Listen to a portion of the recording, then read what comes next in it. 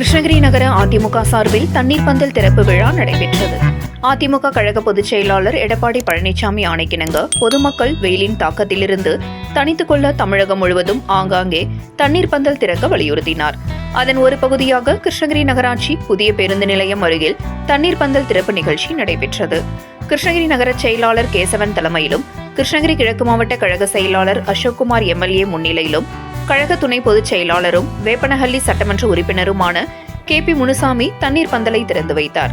பின்னர் பொதுமக்களுக்கு தர்பூசணி, மோர், வெள்ளரிக்காய், இளநீர், குளிர்பானம் ஆகியவற்றை வழங்கினார். பொதுமக்களும் ஆர்வமுடன் வாங்கிச் சென்றனர். மேலும் ஏராளமான அதிமுகவினர் பேருந்து செல்லும் பயணிகளுக்கு தர்பூசணி பழம் வழங்கினார்கள்.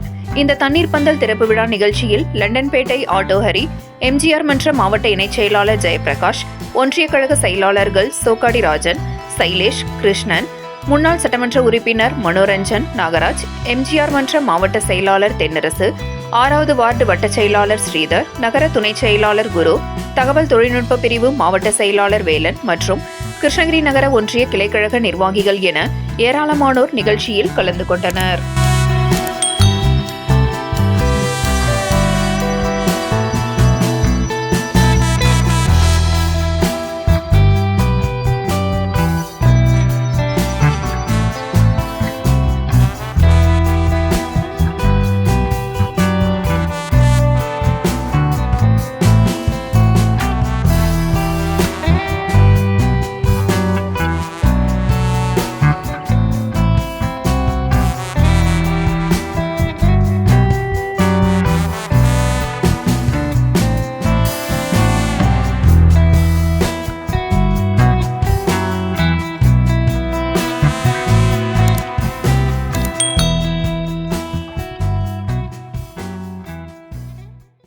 உங்கள் பகுதி செய்திகளை உடனுக்குடன் தெரிந்து கொள்ள கிறிஸ் டிவி தமிழ் சேனலை சப்ஸ்கிரைப் செய்யுங்க, லைக் பண்ணுங்க, ஷேர் பண்ணுங்க.